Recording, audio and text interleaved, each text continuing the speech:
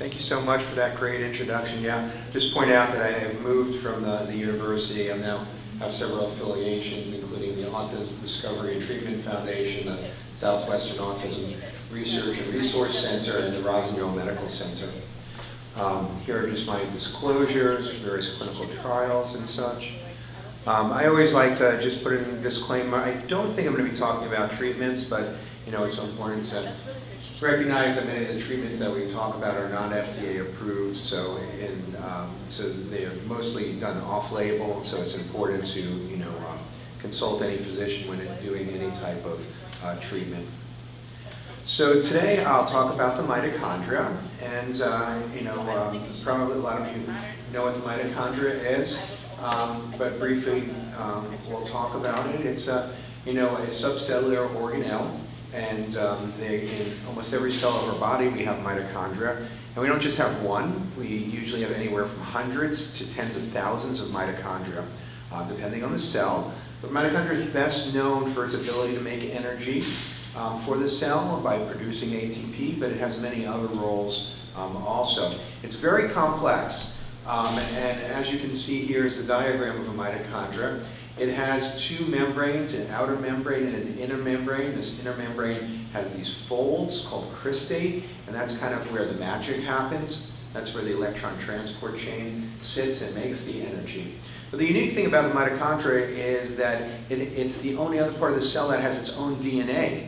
So all the instructions from the DNA from all the rest of the cell is run by the chromosomes in the nucleus, but mitochondria actually has its own DNA, which makes inheritance and mutations and such due to mitochondrial DNA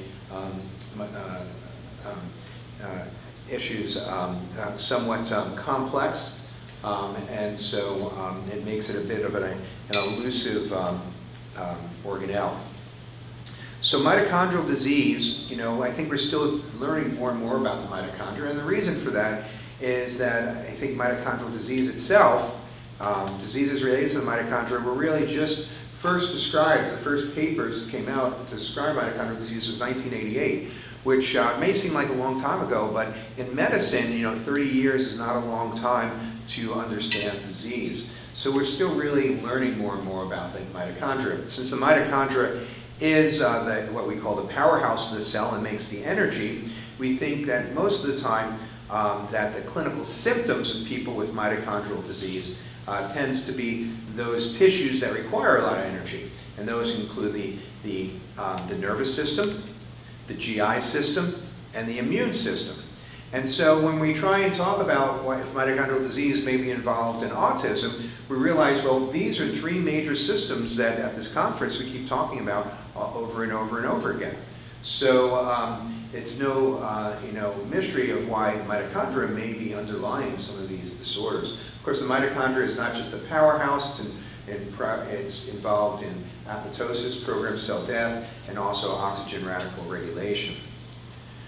So so we have mitochondrial disease, which is very well-defined, severe disorder. And then what we're learning is there's something called mitochondrial dysfunction. That is that the mitochondria may not be working correctly, and it may not be a primary part of, it might not be primary due to the mitochondria itself. That is, it may not be a problem with a mitochondrial mutation, or that might be just part of the issue. So the mitochondria is very sensitive, and the reason why that is that it's at the center of pretty much all metabolic processes. So if you put the world map up, which shows you all the metabolic pathways we have in our cell, at the center is the mitochondria. So the mitochondria is affected by perturbations in every other metabolic pathway, and it affects every other metabolic pathway.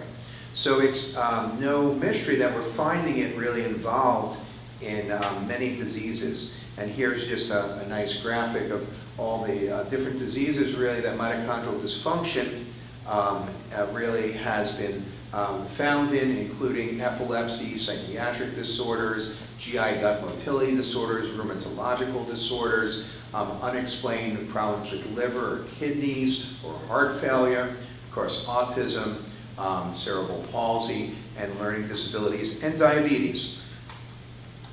So what's the evidence that mitochondrial disease or dysfunction is involved in autism? Well, although we're still just learning about it, it's not, it's very funny, it's not really that new, because the first report that suggested the mitochondria may be involved in autism was in 1985, actually before mitochondrial disease was formally described. And this paper by Mary Coleman at Georgetown found that about 5% of children with autism had lactic acidemia, which is this biomarker for mitochondrial dysfunction, and proposed that there is a defect in carbohydrate metabolism or pyruvate dehydrogenase, which is one of the mitochondrial enzymes. So, you know, as I started to become more involved in autism, I realized that, you know, mitochondrial disease and dysfunction, you know, may be involved in autism, but, you know, really what you want to do is you want to find out, well, what is the evidence for this? So what I did with my colleague, Dr. Rosino, what, you know, good scientists do is we say, what's the evidence? So this was our systematic review and meta-analysis that we published back in 2012.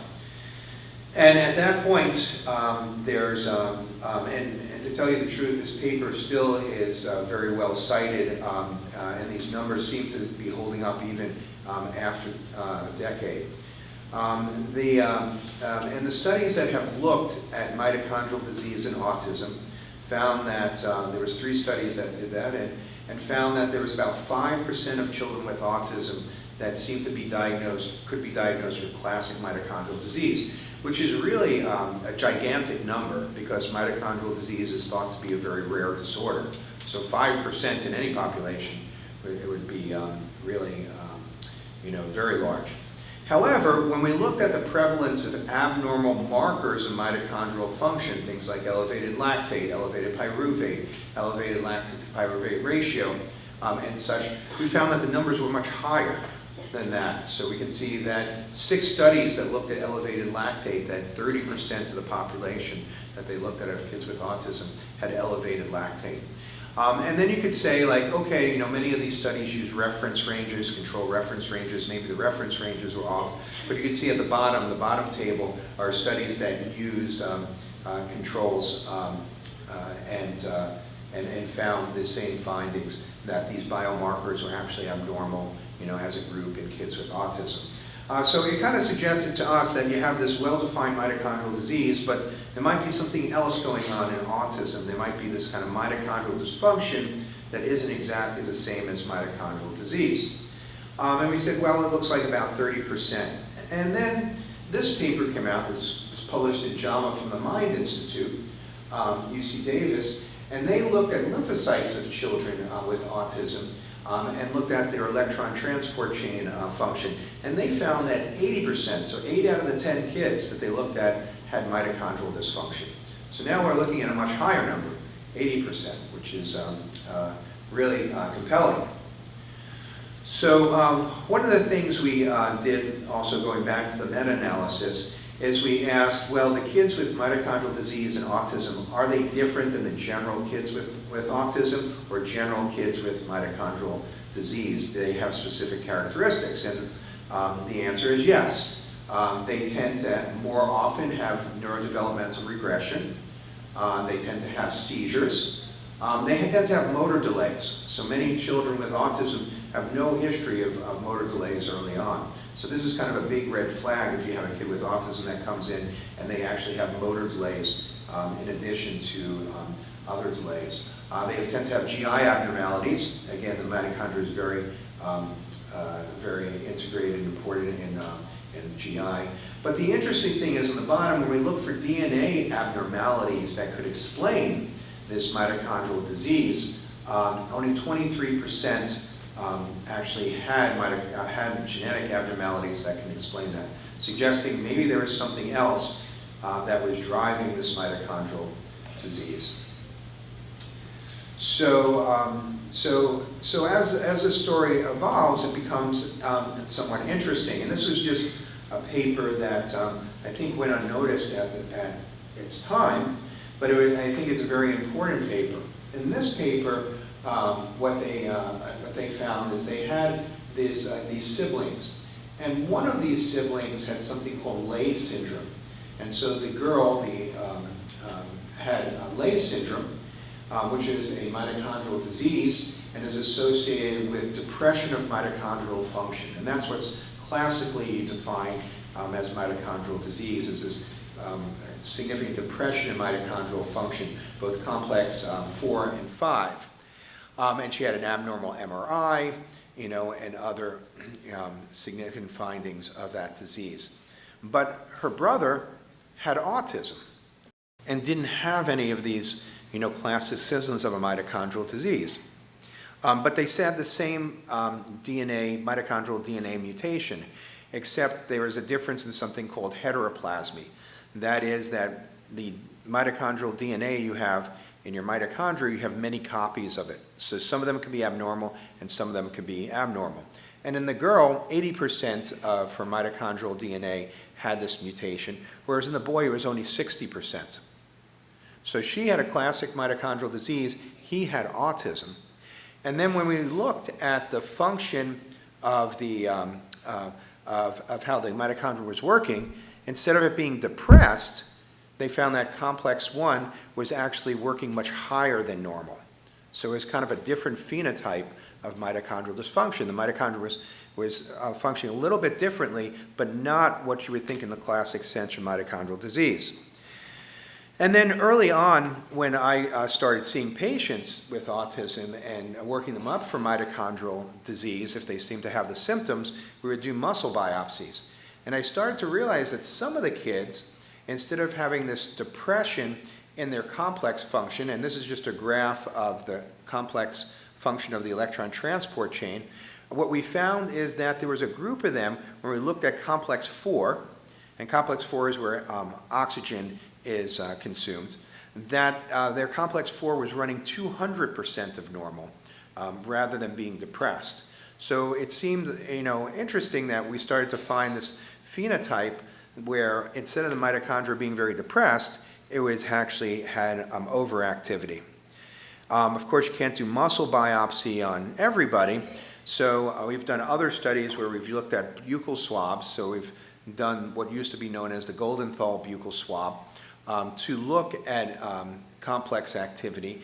And what we found is, and this is in our clinic of patients with autism, that there was definitely this variation both ways, that so the red dots are the abnormal values, and you can see there's lots of red dots on the bottom, which is depressed mitochondrial function, but there's also lots of red dots on top, which means the mitochondria is actually functioning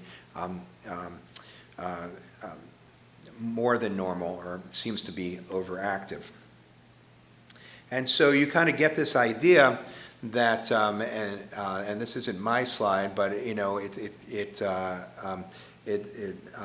kind of summarizes what many of us think, is that you have autism spectrum disorder. You have this well-defined mitochondrial disease, which we categorize as definite, probable, or possible, but also there seems to be this non-classic mitochondrial disease, or what we call mitochondrial dysfunction, that seems to overlap many of these kids. And so really the challenge is to try and define it more. So one of the things that we, to investigate this, to look at it further, we said, well, one of the things that we know about kiddos with autism is they seem to have high levels of oxidative stress. And really, there's many ways that the mitochondria and oxidative stress can interact in bad ways to actually cause mitochondrial dysfunction and perpetuate oxidative stress. And I'm not going to go into it in detail. So one of our first experiments, what we did is we got lymphoblastoid cell lines from the agreed biorepository and asked, well, what do their mitochondria look like? And what we found, and we can see the graph on the left, we looked at something called reserve capacity, which tells you how much reserve energy the mitochondria has. The red is the kids with autism, and then we had sibling controls and unrelated controls. And what we did is we looked at their respiratory rates, but we also did something is we stressed the cells. We increased oxidative stress in the culture to see how resilient the mitochondria were.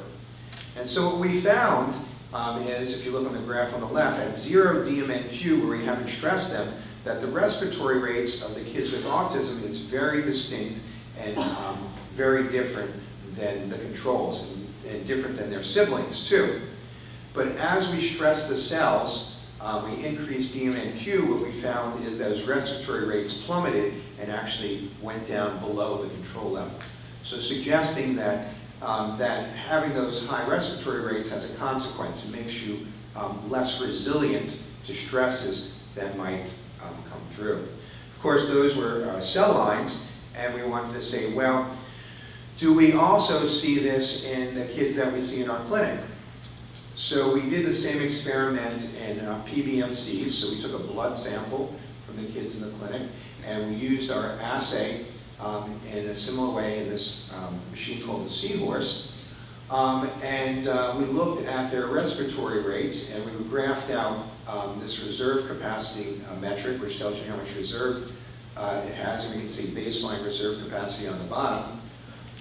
And the first thing we did is we looked at the kids, and we used something called cluster analysis to say, do these cluster in different ways? And cluster analysis told us that the kids with autism broke up into 3 groups with low, medium, and high reserve capacity. And then we got controls. And what we found, which was interesting, is that the controls overlapped those kids with low and medium respiratory rates, but not those high respiratory rates. Again, these guys seem to be very unique, and these are patients coming in our clinic. Then we are saying, well, we also want to kind of distinguish this from classic mitochondrial disease. We think this is kind of a different entity. So on the right, what we did is we got kiddos with classic mitochondrial disease and did the same assay, which are the blue dots, and you can see that the blue dots don't overlap the red dots. So this actually seems to be a unique type of mitochondrial dysfunction, different than mitochondrial disease. What we also realized is this idea that any type of little stress might make the mitochondria fall apart is kind of a model for regressive type autism. You know, usually what we see in regressive type autism is there's some type of trigger that then causes the child to lose function. So we collaborated with Andy Zimmerman at UMass, and he sent us PBMCs from kids from his cohort that had regression and did not have regression. And what we found is that the kids with neurodevelopmental regression, which is the blue line, had indeed higher respiratory rates than the kids that did not have regression. So we started to suggest that this was actually a signature of kids with neurodevelopmental regression. And then recently, in Phoenix, we replicated this. This is a study we presented at the United Mitochondrial Disease Foundation, the autism track, where we actually replicated this and found out that kids with neurodevelopmental regression, which is the red line, have higher respiratory rates, and the slope at which they lose that respiration when you stress them is much more significant than the kids that don't have regression and controls. Other studies that we've done is we actually got fibroblasts from patients with autism, some of the patients from my clinic when I was in Arkansas, and we put them in the Seahorse to measure respiratory rates, and we also had other enzymology, and we were able to divide them into the ones that had these high respiratory rates and the ones that had normal respiratory rates. We collaborated with a group in France, and we were able to do confocal microscopy to look at mitochondrial morphology, and we actually showed that these two groups had different morphology. Those that had higher respiratory rates had mitochondria that were more clustered in networks and closer to the nucleus, whereas those that didn't had these kind of long, stringy mitochondria that were throughout the cell, more distributed throughout the cell. Of course, the question has always been, when we've submitted grants and such, is, well, this is great, you kind of show this in peripheral, you showed it, in immune cells and fibroblasts, that's great, but what about the brain? And so I was talking to one of my chiefs when I was at Phoenix Children's Hospital, and I said, yeah, the problem is, we need to really prove this in the brain. And he said, well, he goes, you need brain? We do epilepsy surgery, and we got brain all the time, so we'll give you brain. So so this is really the first time that a fresh human brain, mitochondrial function has been measured in fresh human brain. So we were able to get samples from kiddos that went under mostly epilepsy surgery, but also tumors, and we defined certain cases, 14 cases, where we actually were able to get a piece from the seizure focus and a piece outside the seizure focus as a control. And what we found is that when you compare the mitochondrial function in those two areas, they actually do differ. Some kids have depressed mitochondrial function in the seizure area, and some of them have this phenotype of very elevated mitochondrial function in the seizure area. Of course, there's a new assay, so you can say, well, how do you kind of validate what's going on? So what we did is we did RNA-seq on these two areas, and we found out that depending on whether you have low mitochondrial respiration or higher mitochondrial respiration, there's different profiles, there's different RNA expression profiles, and that the seizure foci with low mitochondrial respiration have some upregulation of the mitochondrial pathways, upregulation of the unfolded protein response, and downregulation in genes that are important for synaptic function and communication, whereas those that have higher respiration have, again, upregulation in mitochondrial pathway genes, but a difference in other genes. So there was actually significant upregulation in genes that you would connect with the cell danger response. If you know Dr. Navio's work, and he would predict that mitochondria are overactive in this when the cell is in the cell danger response mode.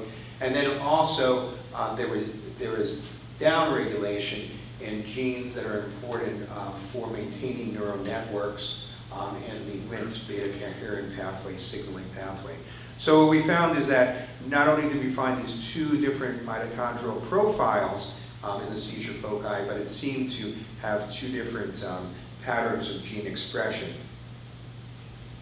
So our question was always says, well, why is this happening? Okay, we found that, if you remember I showed you some data where it doesn't seem like there's a lot of genetic mutations, at least obvious genetic mutations, that are really driving this.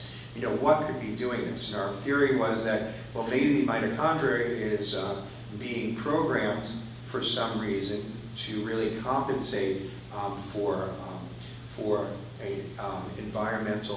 probably environmental influences, which we know that in the environment really can play a big role in autism, but we don't know exactly how. So we said, well, many environmental exposures can really affect the mitochondria. The mitochondria is almost like an environmental sensor. It's very sensitive to the environment. So we collaborated with Manish, who you just heard last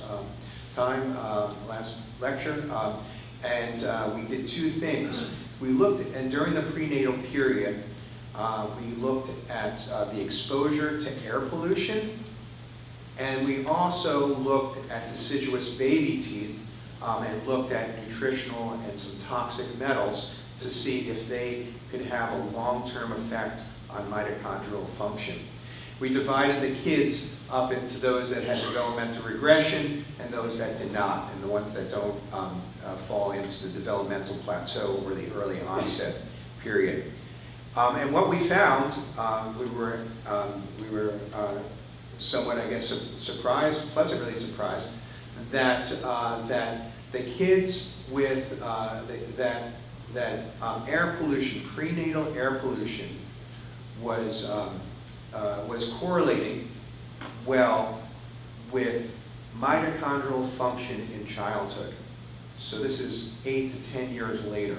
You can actually find the signature of how much air pollution they were exposed to. And this differed between those that had neurodevelopmental regression and didn't have neurodevelopmental regression.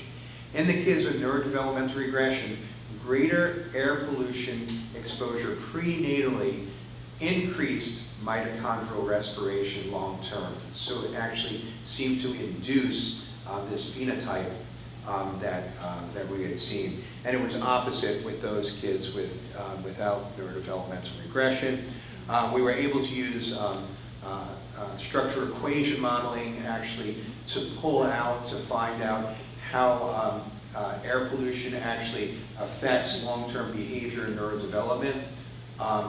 Actually through the mitochondria, how much is accounted for by the mitochondria, and how much is accounted for outside of the mitochondria, and also the effect of redox status on neurodevelopment and behavior. And so then the other thing that we did with Manish was to look at, and his group, to look at both nutritional and some toxic metals and their exposure, to prenatally, that is in utero. And what we found was that in kids with neurodevelopmental regression, both zinc and manganese levels prenatally correlated with long-term changes in mitochondrial function. Interestingly, we also found that copper and the copper to zinc ratio prenatally correlated with long-term language development. And we don't exactly know why, but we hypothesize that this probably has to do with redox regulation, especially manganese, zinc, and copper are all important for something called superoxide dismutase, which is a very important enzyme in regulating redox and oxidative stress in the body. And so, I think I'd say that, we think the mitochondria is extremely important in autism and long-term health. And that if you look at, and this is a review paper we did, where we looked at many of the risk factors, prenatal risk factors for autism, and showed that all of those same risk factors modulate mitochondrial function, either positive or negatively, depending on whether they're positive or negative risk factors. So there's this model we came up with, of, well, you start out with a healthy mitochondria, and because of certain influences, exposures, microbiome changes, medications, environmental toxins, including, and then, which were maybe negative influences, and then you have these positive influences, which can be negative or positive. If you have the right nutrition, it may be protective. If you don't, it may be a risk factor. Same thing with genetics. You can have resilience genes and vulnerability genes. And what you do is you develop a stressed mitochondria, which becomes very vulnerable. And then all you need is another trigger to make that mitochondrial dysfunctional, and you get neurodevelopmental regression. And so then to take it to the next step, we know with neurodevelopmental regression, many times when a child regresses, we hear that there's some type of trigger, there's an infection, there's a fever, but sometimes there isn't. And so those are always mysteries. So we say, well, we found that air pollution seemed to stress the mitochondria prenatally. Could it be a stress during the neurodevelopmental regression? And we just published this paper this year where we looked at air pollution levels during times of neurodevelopmental regression. And indeed, the kids without a trigger, we found that there was a peak in air pollution during that time window that the parents reported a neurodevelopmental regression occurred. Interestingly, when we compared it as a control a year before and a year after their exposure, to air pollution, and we found out that the kids with neurodevelopmental regression had chronic exposure to air pollution long term, and then they had this peak during that regressive period, suggesting it may be some type of chronic exposure, chronic stress, and then this acute stress that the mitochondria just can't handle, and results in regression and dysfunction. So I know that was a bit of a whirlwind, but I thank you for your attention.